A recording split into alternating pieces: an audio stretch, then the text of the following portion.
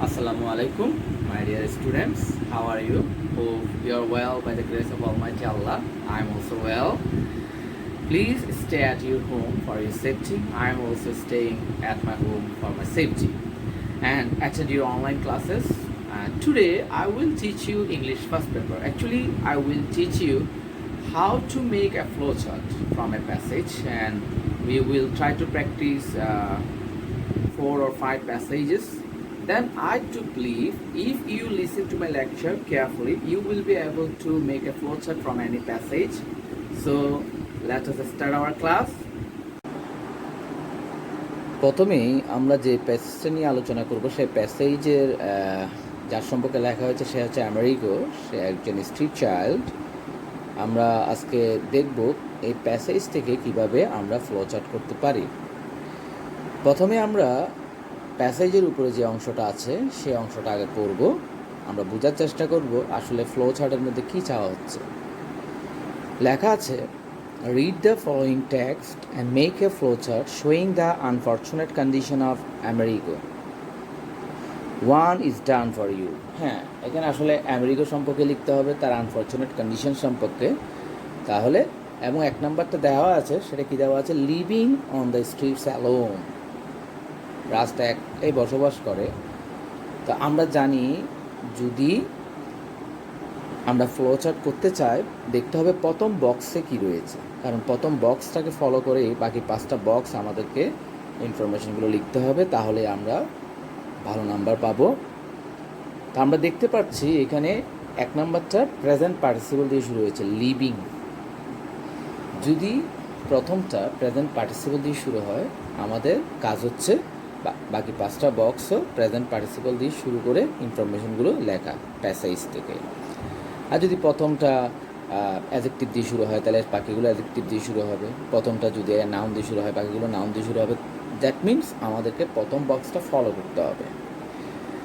প্রশ্নটা আগে পড়ার কারণ হচ্ছে প্যাসেজটা যখন আমি পড়ব তখন আমি যাতে এই তথ্যটা পেয়ে যাই কোন জায়গা থেকে অংশটা নেওয়া হয়েছে। আসলে ফ্লো চার্ট লেখার সময় যে অংশটা 1 নম্বর বক্সে যে ইনফরমেশনটা দেওয়া আছে সেটা যে প্যাসেজের যে জায়গায় আছে তারপর থেকে বাকি অংশগুলো বাকি বক্স বা 5টা বক্সের জন্য ইনফরমেশনগুলো নেওয়াটাই বেটার। তো দেখতে পাচ্ছি, তাহলে আমরা প্যাসেজটা পড়া শুরু করি, তাহলে আমরা বুঝতে পারবো কোন অংশ থেকে নেওয়া হয়েছে, তারপর আমরা কী কী তথ্য এখানে দিতে পারি। My name is Amerigo. আমার নাম হচ্ছে আমেরিগো। দ্যাট মিনস প্যাসেজ যিনি যার সম্পর্কে বলা হচ্ছে সেই এখানে স্পিকার সে নিজেই বলছে তার নাম Amerigo. I am 13 years old। আমার বয়স 13 বছর। And I live on the street alone. That means আমরা আমাদের অংশটা পেয়ে গেলাম। দেখো আমি এখানে মার্ক করে রেখেছি। প্রথমটা এখানে আছে live on the street alone, কিন্তু 1 নম্বর বক্সে দেওয়া আছে living on the streets alone. হ্যাঁ, এইভাবে পরিবর্তন করে দিবে, সেটাকে ফলো করে আমাকে বাকি বক্সগুলো লিখতে হবে। ঠিক আছে, তাহলে আমরা তথ্যটা পেয়ে গেলাম। সে রাস্তায় একা থাকে। My mother who is separated from my father, মানে ওর মা তার বাবা থেকে কিন্তু আলাদা। তার মানে কি, তাদের মধ্যে ডিভোর্স হয়ে গেছে, তারা এখন আর একসাথে থাকে না। ডাজ নট ওয়ান্ট মি, তাকে তার মা চায় না। She told me to go away, তার মাও তাকে চলে যেতে বলেছে। Now she is married to another man, সে আরেকটা লোকের সাথে বিবাহ বন্ধনে আবদ্ধ হয়েছে। My father lives very far away, তার বাবাও তার থেকে অনেক দূরে থাকে। তার মানে মা বাবা দুজনেই কাছে থাকে না। I want to go to him, আমি তার কাছে যেতে চাই, but he won't take my either, তিনিও আমাকে নিতে চান না। I begged him to send me some money, কিছু টাকা পাঠানোর জন্য তাকে বলেছিল, অনুরোধ করেছিল আমেরিগো, so that I could buy a bus ticket, যাতে আমেরিগো একটা বাস টিকিট কিনতে পারে। আই এম স্টিল ওয়েটিং, এখন অপেক্ষা করছি। হি হ্যাজ আ আনসার, তার বাবা তো আনসার দেয় না, সে অপেক্ষা করছে। তার মানে আনসার দিবে না। The streets are now my home, streets হচ্ছে আমার এখন ঘর, মানে স্ট্রিটসে থাকতে হবে। তার মানে বোঝা যাচ্ছে সে তার মা বাবা থেকে এখন আলাদা। শুধু তার মা বাবা আলাদা হয়েছে তা নয়, সে নিজেও তার পিতামাতা থেকে আলাদা। তাহলে আমরা 1 নম্বর তো পেলাম, living on the streets alone. এখন এই জিনিসটা ইনফরমেশনটা যদি আমরা দ্বিতীয় বক্সে লিখতে চাই তাহলে কীভাবে লিখবো? তাহলে এখানে অ্যাম ইজ আর আছে না, ইজ সেপারেটেড মানে আলাদা হয়ে যাওয়া। তো আমি যদি এই ইজটাকে প্রেজেন্ট পার্টিসিপল করতে চাই, আমি যদি করতে চাই, তাহলে আমাকে কী করতে হবে? আমাকে এটাকে প্রেজেন্ট পার্টিসিপল করতে গেলে বিইং লিখতে হবে, কারণ অ্যাম ইজ আর ওয়াজ আর এগুলো হচ্ছে টু বি ভার্ব, এগুলোকে প্রেজেন্ট পার্টিসিপল করলে কী হয়? বিইং হয়। ঠিক আছে, তাহলে আমরা দ্বিতীয় নম্বর বক্সে কি লিখতে পারি? Being separated from his parents, মানে সে তার মা বাবা থেকে আলাদা। এই জিনিসটা, এই ইনফরমেশনটা আমরা এখানে লিখতে পারি। ঠিক আছে, আশা করি বুঝতে পেরেছি। এর পরের অংশে চলে যাই আমরা। সেটা কি? সেটা হচ্ছে যে সামটাইমস আই ফাইন্ড ওয়ার্ক, মাঝে মধ্যে আমি কাজ পাই। তার মানে মাঝে মধ্যে পাই না। I use to collect trash and sell it to a vendor. তাহলে সে একজন অসহায় শিশু, একজন রাস্তার শিশু, তাকে কষ্ট করে কালেক্ট করতে হয় কি ট্র্যাশে, ময়লা আবর্জনা, এগুলো সংগ্রহ করতে হয় এবং এগুলো বিক্রি করতে হয় একজন বিক্রেতার কাছে, ভেন্ডরের কাছে, তার জীবিকার জন্য। তাহলে এটাও তার একটা কন্ডিশন, এটা আমরা এখন লিখতে পারি 3 নম্বর হিসাবে, 3 নম্বর বক্সে। কীভাবে লিখতে পারি? যেহেতু প্রথমটা প্রেজেন্ট পার্টিসিপল ছিল, দ্বিতীয়টাও করেছে, এখন এটাও করতে পারি। তো কালেক্টকে যদি আমরা প্রেজেন্ট পার্টিসিপল করি কী হবে? কালেক্টিং ট্র্যাশ অ্যান্ড সেলটাও হয়ে যাবে এটা selling it to a vendor. ঠিক আছে, তাহলে আমরা এই জিনিসটা লিখতে পারি। দেখো আমরা অলরেডি লিখেছি, আমি এখানে লিখে রেখেছি collecting trash and selling it to a vendor. বুঝতে পেরেছো কীভাবে আমরা ফ্লো চার্টের ইনফরমেশনগুলো প্যাসেজ থেকে নিচ্ছি? এইভাবে আমাদেরকে আস্তে আস্তে প্রশ্ন অনুযায়ী ইনফরমেশনগুলো কালেক্ট করতে হবে। এরপর দেখা যাক, আই স্টপ ডুইং দ্যাট, আমি এটা করা বন্ধ করেছি। কেন এটা করা বন্ধ করেছে Amerigo? After I had a serious infection, তার মানে তার একটা ইনফেকশন হয়েছিল সিরিয়াস। স্বাভাবিক, ময়লা আবর্জনা যারা সংগ্রহ করে তাদের ইনফেকশন হতেই পারে। তাহলে এইটাকেও আমরা ইনফরমেশন হিসেবে নিতে পারি। তাহলে আমরা কী করতে পারি? হ্যাডকে যদি প্রেজেন্ট পার্টিসিপল করি কী হবে? হ্যাভ, হ্যাজ, হ্যাড যাই থাকুক না কেন, এই টু হ্যাভ ভার্বকে যদি প্রেজেন্ট পার্টিসিপল করি তাহলে আমাদেরকে লিখতে হবে হ্যাভিং। তাহলে আমরা এটা 4 নম্বর বক্সে ইনফরমেশন হিসেবে নিতে পারি। যেমন দেখো আমি এখানে লিখেছি হ্যাভিং এ সিরিয়াস ইনফেকশন। ঠিক আছে, হ্যাভিং এ সিরিয়াস ইনফেকশন। তাহলে আমরা একটা নতুন তথ্য পেলাম, 4টা বক্স হয়ে গেল, আর 2টা বক্সের ইনফরমেশন বাকি আছে। দেখো এরপরে কি আছে? And a doctor told me to stay away from the trash, মানে এই আবর্জনা থেকে একজন ডাক্তার তাকে পরামর্শ দিয়েছে যাতে এগুলো থেকে দূরে থাকে। তার মানে সে আর এগুলো করতে পারবে না এই কাজটা। ট্র্যাশ ডাম্প যেটা আছে। Once I work for an ice cream shop owner, তো এক সময় আমেরিগো একজন আইসক্রিমের দোকানদারের মালিকের অধীনে কাজ করেছিল। And sold ice cream on the beach, sea বিচে গিয়ে সে আইসক্রিম বিক্রি করেছে। তার মানে এটাও একটা ইনফরমেশন, এটাও তার একটা কন্ডিশন আমরা হিসেবে নিতে পারি। যে সোল্ড তার মানে সে বিক্রি করেছিল। সোল্ডকে যদি আমরা প্রেজেন্ট পার্টিসিপল করি তাহলে কী হবে? Selling ice cream on the beach, এটাও আমরা লিখতে পারি 5 নম্বর বক্সে। তাহলে কীভাবে লিখেছি দেখো, আমি 5 নম্বর বক্সে লিখেছি selling ice cream on the beach. তাহলে আমরা 5 নম্বর বক্সের জন্য ইনফরমেশন পেয়ে গেলাম। তাহলে আমার লাগে কয়টা? আরেকটা ইনফরমেশন হলেই আমার 6টা ইনফরমেশন হয়ে যায়। কী লেখা আছে দেখো, but I got no money in return, কিন্তু এর বিনিময়ে আমি কোনো টাকা পেতাম না। তার মানে তাকে কোনো টাকা দেওয়া হতো না।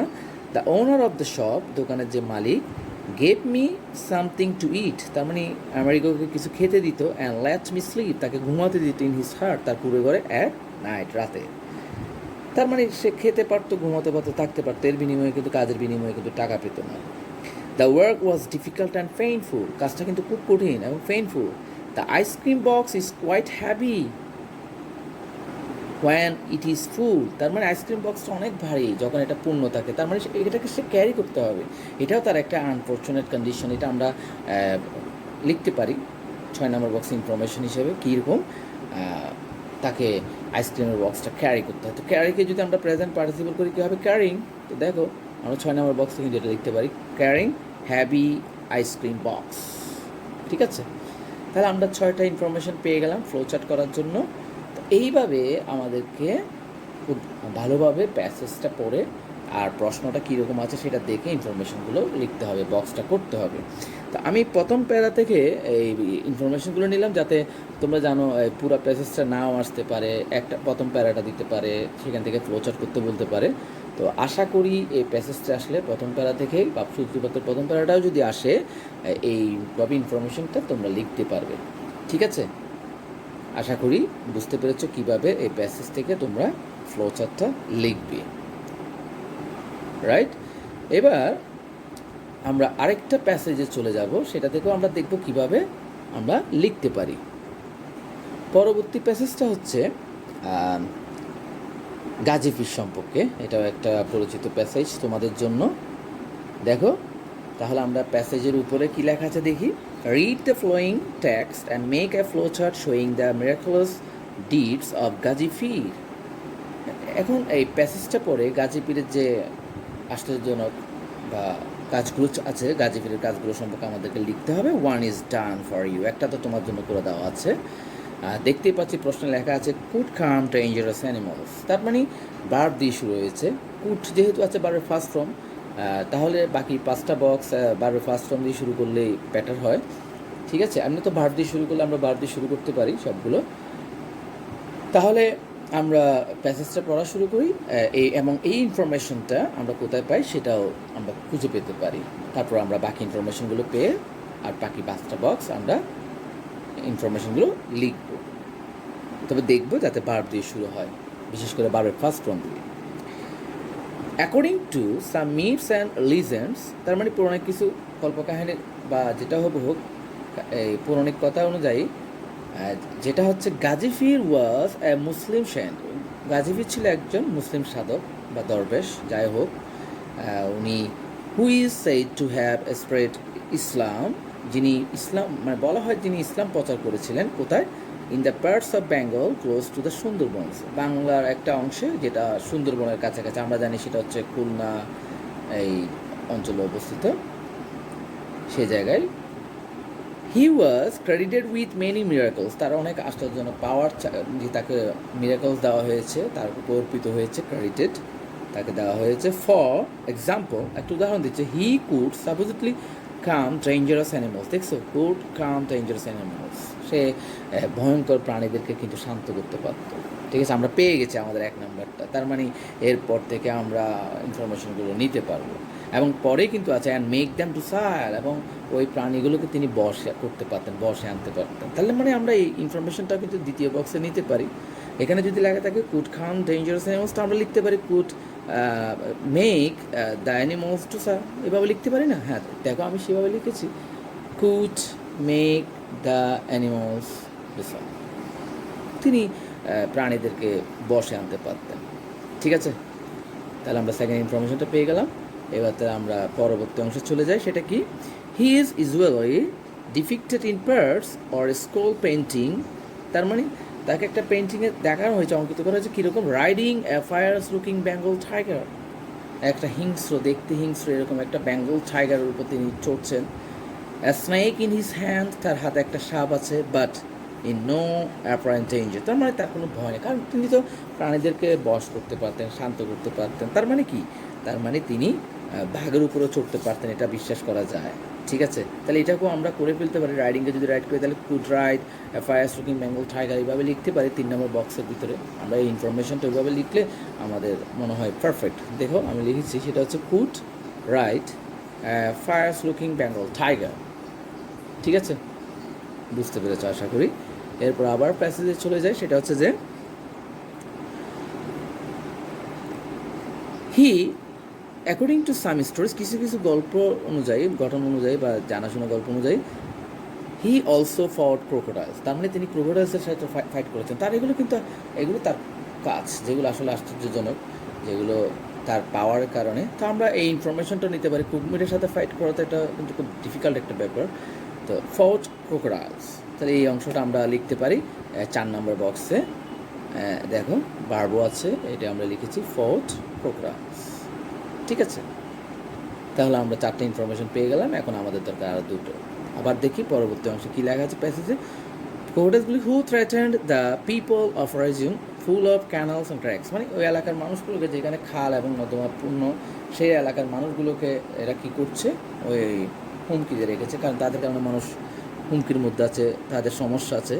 তাহলে কী করলো, indeed a kind of watery জঙ্গল, এটা কিন্তু আসলে একটা ওয়াটারি জঙ্গল, যেখানে নিচে পানি থাকে, গাছপালা থাকা সত্ত্বেও, বর্ডারিং দ্য বে অফ বেঙ্গল, যেটা বঙ্গোপসাগরের সীমানার পাশেই একদম কাছে।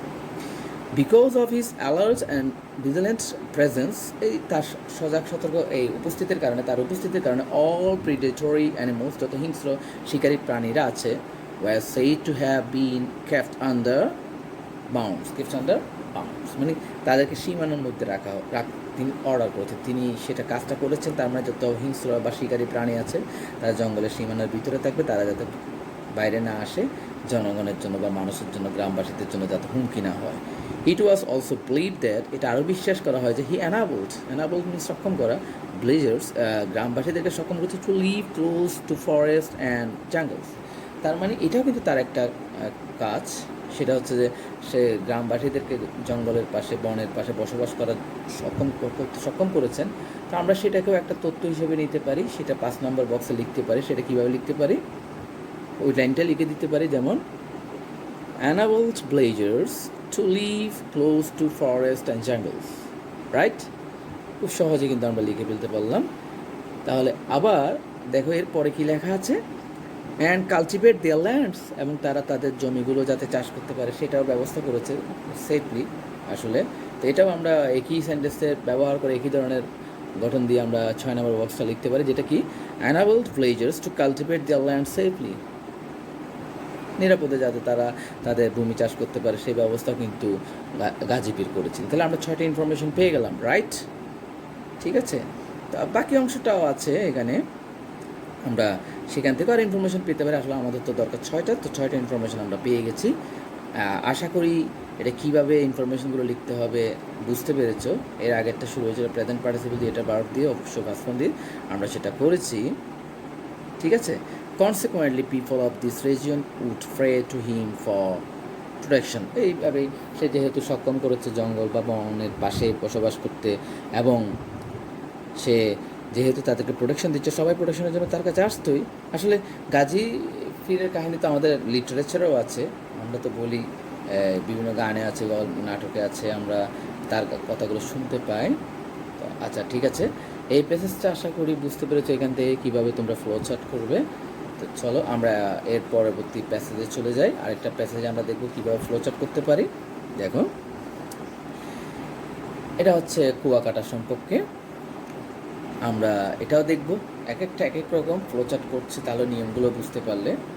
দেখো প্রশ্নটা পড়ি, based on your reading of the following passage make a flow chart showing the features of Kuakata. That means আমাদের কুয়াকাটা বিভিন্ন বৈশিষ্ট্য সম্পর্কে এখানে লিখতে হবে। ঠিক আছে, আমরা বিভিন্ন বৈশিষ্ট্য সম্পর্কে লিখব।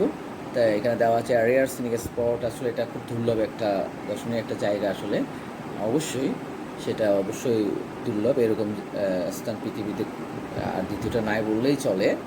তাহলে আমরা প্যাসেজটা একটু পড়তে হবে, তাহলে আমরা এটা পেয়ে যাবো। আর এখানে দেখা যাচ্ছে কুয়াকাটার একটা কোয়ালিটি, কুয়াকাটার দিকটা কেমন সেটা বলা হয়েছে। তাহলে আমরাও সেরকম কিছু গুণাবলী কুয়াকাটা সম্পর্কে কিছু লিখার চেষ্টা করব। ঠিক আছে, তো দেখো প্রথমে লেখা আছে Kuakata locally known as Sagarkanya, daughter of the sea. কুয়াকাটাকে তো আমরা সাগরকন্যায় বলি বাংলায়, ইংলিশে হচ্ছে daughter of the sea, is a rare scenic spot. এটা কিন্তু একটা দুর্লভ। তাহলে আমরা পেয়ে গেলাম, প্রথম লাইনেই কিন্তু আমাদের 1 নম্বরটা আছে। ঠিক আছে, তাহলে আমরা এরপর থেকে লিখতে পারবো, located on the south most tip of the Bangladesh, বাংলাদেশের একদম দক্ষিণে প্রান্তে এই জিনিসটা রয়েছে, কুয়াকাটা দ্বীপটা রয়েছে। Kuakata in Latachapli union under Kalapara police station of Patuakhali district is about 30 kilometre inland and 6 kilometre in breadth. আসলে এই জায়গাটা কোথায় অবস্থিত সেটাই এখানে উল্লেখ করা হলো, পটুয়াখালী ডিস্ট্রিক্টে। এটা 30 কিলোমিটার দৈর্ঘ্য এবং 6 কিলোমিটার প্রস্থ। It is 70 kilometre from Patuakhali district headquarters and 320 kilometre from Dhaka. তার মানে পটুয়াখালী ডিস্ট্রিক্ট হেডকোয়ার্টার থেকে এটা 70 কিলোমিটার দূরে, আর ঢাকা মানে আমার বাংলাদেশের রাজধানী ঢাকা থেকে এটা 320 কিলোমিটার দূরে। An excellent combination of the picturesque natural beauty, sandy beaches, blue sky, the shimmering expanse of water, and of the Bay of Bengal, and the evergreen forest makes Kuakata a much sought after tourist destination. তার মানে এখানে আসলে প্রকৃতিতে যা যা তাকে একটা বীজকে অসাধারণ করার জন্য সবগুলো এখানে আছে। প্রাকৃতিক সৌন্দর্য বা দ্বীপ, নীল আকাশ, প্রচুর পানি, তারপরে তোমার রেইন ফরেস্ট, তো সবগুলো মিলে প্রকৃতির একটা আসলে ভালো একটা কম্বিনেশন এখানে আছে। এটাও কিন্তু একটা কোয়ালিটি, এটা আমরা লিখতে পারি কুয়াকাটা সম্পর্কে। তাহলে আমরা কী লিখবো সংক্ষেপে, এত বড় অংশ তো লিখতে পারবো না, তাহলে আমরা 2 নম্বর কীভাবে লিখবো, আমরা লিখতে পারি an excellent combination of nature. Actually তো আমি সেভাবে লিখেছি, দেখো 2 নম্বরে an excellent combination of nature. ঠিক আছে, আশা করি বুঝতে পেরেছি। এরপরে আমরা ওই সেন্টেন্সের যেটা পেয়েছি সেটা হচ্ছে আসলে must out after tourist destination. আসলে ট্যুরিস্টদের জন্য তো এটা একটা ভালো একটা জায়গা, এখানে ট্যুরিস্টরাই যাবে, এটা ট্যুরিস্ট স্পটস। ঠিক আছে, আমরা সেটাও লিখতে পারি। তারপরেও দেখো এখন এখানে কাহিনীটা হচ্ছে নামটা কীভাবে আসছে Kuakata. The name Kuakata takes its origin from the story of kua or well dug on the shore by the early Rakhine settlers for collecting drinking water. আসলে এখানে কুয়াকাটায় প্রথম যে মানুষরা এসেছিল তারা হচ্ছে রাখাইনরা। আর্লি রাখাইনরা এসে পরিষ্কার পানি, বিশুদ্ধ পানি বা খাওয়ার পানি পান করার জন্য, পাওয়ার জন্য যে কাজটা করেছে সেটা হচ্ছে কুয়া খনন করে হচ্ছে কুয়া কাটছে, সেই জন্য সেটার নাম হচ্ছে কুয়াকাটা। ঠিক আছে, এই জন্য the Rakhines had landed on Kuakata coast after being expel from Arakan by the Mughals. মানে মুঘলরা আসলে আরাকান থেকে তাদেরকে বের করে দেওয়া হয়েছিল, বের করে দিয়েছিল, সেই জন্য তারা এসে এখানে আশ্রয় নিয়েছে। Following the first well it became A tradition to dig wells in the neighborhood of the Rakhine homestays for fresh water supply. যেহেতু তারা প্রথম থেকে পানি পান করার জন্য যে কুয়া খনন করেছিল সেটাকে ফলো করে সবাই কুয়াটাই খনন করে কুয়ার মধ্যে থেকে পানিটা পায়, তাদের ফ্রেশ ওয়াটারটা সাপ্লাই পায় সেখানে। Kuakata is one of the unique spots which allow a visitor to watch both the sunrise and the sunset from the beach. এখানে অংশটা আমি মার্ক করেছি, দেখো। আসলে কুয়াকাটা এমন একটা ইউনিক প্লেস স্পট যেখানে আসলে তুমি একজন ট্যুরিস্ট গেলে সে সানরাইজ অ্যান্ড সানসেট দুটাই দেখতে পাবে। তোমরা জানো কক্সবাজারে গেলে তোমরা কিন্তু সানসেটটা দেখতে পারো, বিভিন্ন বিচের মধ্যে একটাই দেখা যায়, কিন্তু এটা এমন একটা বিচ যেখানে তুমি সানরাইজ অ্যান্ড সানসেট দুটাই ওই বিচ থেকে দেখতে পারবে। তাহলে এটা একটা ইউনিক ট্যুরিস্ট স্পট, তাহলে আমরা সেটাই লিখতে পারি, রাইট? তাহলে আমরা 3 নম্বর বক্সে কি লিখতে পারি, দেখো, ইউনিক ট্যুরিস্ট স্পট। ঠিক আছে, এই ইনফরমেশনটা আমরা দিতে পারি, আশা করি বুঝতে পেরেছো। এরপর আবার প্যাসেজে চলে যাই, দেখো। That perhaps makes Kuakata one of the world's most attractive beaches. আসলে এটার কারণে তো এটা খুব অ্যাট্রাক্টিভ একটা বিচ, পৃথিবীর সেরা এর মধ্যে। The long and wet beach at Kuakata has a typical natural setting. আসলে এখানে স্বাভাবিকভাবে সব কিছুই তো সেটিংটা খুব ভালো প্রাকৃতিকভাবে। This sandy beach slopes generally into the bay and bathing there is as pleasant as is swimming or diving. আসলে কুয়াকাটার এমন প্রাকৃতিক দৃশ্য, এটা এমনভাবে প্রাকৃতিকভাবে সাজানো, এর বালিগুলো যেভাবে নিচু দিকে সুন্দরভাবে চলে গিয়েছে, সেখানে গোসল করা, সেখানে সাঁতার কাটা, সেখানে ডুব দেওয়া, অনেক ভালো লাগার মতো একটা বিষয় সেখানে পাওয়া যায়। Kuakata is truly A virgin beach. এই ভার্জিন বিচ, এটা কোনো খুব ভালো একটা বিচ, এখানে কোনো দূষিত হয়নি, এখনও ময়লা আবর্জনা এখানে আসেনি, মানে একদম পরিষ্কার পরিচ্ছন্ন ভালো একটা অবস্থানে আছে এই বিচটি। তাহলে এটাও আমরা একটা কোয়ালিটি হিসেবে নিতে পারি, এটাও একটা আমরা লিখতে পারি ইনফরমেশন হিসেবে 4 নম্বর বক্সে। সেটা কি? সেটা হচ্ছে যে ভার্জিন বিচ, এটা লিখতে পারি, এটাও একটা ইনফরমেশন আমরা মনে করি। এরপর আবার প্যাসেজে চলে যায়, দেখো। And a sanctuary for migratory winter birds. হ্যাঁ, এটা আসলে মাইগ্রেটরি উইন্টার বার্ডস বলতে শীতকালে যে অতিথি পাখিরা আসে অন্য দেশ থেকে অন্য জায়গা থেকে, তাদের জন্য একটা ভালো জায়গা, এটা একটা স্যাংচুয়ারি, আবাসস্থল, এখানে থাকতে পারে স্যাংচুয়ারি। ঠিক আছে, এটাও একটা ইনফরমেশন কুয়াকাটা সম্পর্কে, আমরা সেটাও লিখতে পারি 5 নম্বর বক্সে। A sanctuary for migratory winter birds, right? ওকে, আশা করি বুঝতে পারছো এগুলো। এরপর দেখো, fishing boats flying in the Bay of Bengal with colorful sails, surfing waves and the lines of coconut trees add to the vibrant colors of Kuwakat. Actually এখানে শুধু প্রাকৃতিক কম্বিনেশনটা আসলে ভালো সেটাও না, এখানে মাছ ধরার যে বোটগুলো, নৌকাগুলো আছে সেগুলো আসলে এখানে বিভিন্ন সেখানে দেখতে পারবে, সেখানে বিভিন্ন কালারফুল। তারপর সেখানে দেখা যাবে ঢেউগুলো ভালো কালারফুল সেজ নিয়ে আছে, ঢেউগুলো আছে উৎসে করা ঢেউ, তারপরে লাইনের পর লাইন নারকেল গাছ। ঠিক আছে, এরপরে এখানে এই সৌন্দর্যটা আরও বাড়াচ্ছে। দ্য ইন্ডিজিনাস কালচার, তাদের যে স্বদেশে একটা কালচার আছে, ঠিক আছে, of the Rakhine community and 100-year-old Buddhist temples indicate the age-old tradition and cultural heritage of the area. আসলে এই এলাকায় দেখবে তুমি 100 বছরের পুরনো বুদ্ধদের মন্দির আছে, তারপর মানে এই যে তাদের নিজস্ব একটা রাখাইনদের একটা কমিউনিটির একটা নিজস্ব কালচার আছে, এগুলো দেখা যাচ্ছে তাদের মানে খুব পুরনো একটা ঐতিহ্য সেখানে আছে, সাংস্কৃতিক একটা ঐতিহ্য সেখানে রয়েছে, ট্রেডিশন অ্যান্ড কালচারাল হেরিটেজ এটা রয়েছে। এরপর হচ্ছে Kuakata is also a holy land for the Hindus and the Buddhist. হ্যাঁ, এটা একটা কোয়ালিটি, কুয়াকাটার ফিচার্স একটা আমরা বলতে পারি। সেটা হচ্ছে এটা আসলে যারা ভক্ত, যারা হিন্দু এবং বুদ্ধিস্ট তাদের জন্য একটা পবিত্র জায়গা। Each year thousands of devotees come here to attend the festivals Ras Purnima and Maghi Purnima. তোমরা জানো রাস পূর্ণিমা মাঘী পূর্ণিমা এই দুটো ধর্মের মধ্যে উদযাপিত হয়, তারা এখানে এসে প্রতি বছর এটা উদযাপন করে। ঠিক আছে, তা আমরা লিখতে পারি তাহলে একটা ইনফরমেশন, সেটা কি, সেটা হচ্ছে লাস্ট একটা ইনফরমেশন দরকার আমাদের, সেটা হচ্ছে a holy land for the devotees. এটা একটা পবিত্র জায়গা, যারা ভক্ত আছে, যারা বিভিন্ন ধর্মের যেমন হিন্দু এবং বুদ্ধিস্ট তাদের জন্য একটা পবিত্র জায়গা। ঠিক আছে, বুঝতে পেরেছো? আশা করি বুঝতে পেরেছো। আর 3 ধরনের আসলে ফ্লো চার্ট আমরা করেছি, একটা তারপর 3টা প্যাসেজ থেকে আসলে ফ্লো চার্ট কীভাবে করতে হয় আশা করি এখন বুঝতে পেরেছো। আমরা আরেকটা ফ্লো চার্ট করবো আরেকটা প্যাসেজ থেকে, সেটা হচ্ছে হারকুলিস সম্পর্কে। আশা করি সেটাও তোমরা বুঝতে পারবে। ঠিক আছে, সেটা হচ্ছে দেখো, based on your reading of the passage make short notes in each of the boxes. মানে প্যাসেজটা পড়ো, তারপর শর্ট নোটসগুলো লিখবে ইন দ্য ফ্লো চার্টের মধ্যে কীভাবে showing the rise of Hercules as a great hero. Hero হিসাবে আসতে গিয়ে হারকুলিস কীভাবে কী করেছে, কী দাপগুলো দাপে দাপে সবগুলো লিখতে হবে, মানে হারকুলিস সম্পর্কে লিখতে হবে তার শুরু থেকে। তা আমরা 1 নম্বরে দেখলাম বর্ন টু জুপিটার অ্যান্ড আলেকমেনা, যেটা দেওয়া আছে আমরা যেটা দেখছি। তো প্রথমে দেখলাম বর্ন, এটা ভার্ব দেওয়া শুরু হয়েছে, মানে তার একটা ফার্স্ট ফর্ম দিয়ে। ঠিক আছে, ফার্স্ট ফর্ম বা ফার্স্ট পার্টিসিপাল ফর্ম যেটা হোক, আমরা সবগুলো সেইভাবে করার চেষ্টা করব। ঠিক আছে, তো আমরা পড়ে দেখি। Hercules was the son of Jupiter and Alcmena, মানে হারকুলিস জুপিটার আলেকমেনার সন্তান। Aristeus, the king of Mycenae and his cousin, মানে মিসিনিয়ার যে রাজা, Aristeus তার কাজিন, মেড হিম আন্ডারগো সাম ডিফিকাল্ট টাস্ক, তাকে দিয়ে কিছু কঠিন কাজ করাতো। ঠিক আছে, তার মানে সে কঠিন কাজ করতো। করা ইংরেজি ডু, তাই যেহেতু ফার্স্ট ফর্ম করতে হবে আমরা ডিড লিখতে পারি, তাহলে 2 নম্বর বক্সের মধ্যে আমরা কি লিখতে পারি, did some difficult task, right? সেভাবে লিখেছি, দেখো, did some difficult task, right? এরপরে দেখো,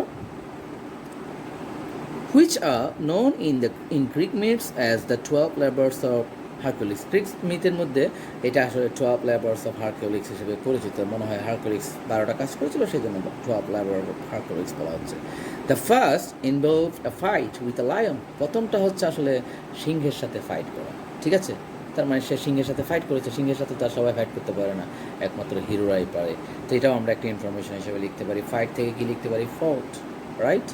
দেখো 3 নম্বর বক্সে আমি সেটা লিখেছি, ফোর্ট উইথ দ্য লায়ন। ঠিক আছে, এ লায়নও লিখতে পারো, নো প্রবলেম, এটা লেখা যায়।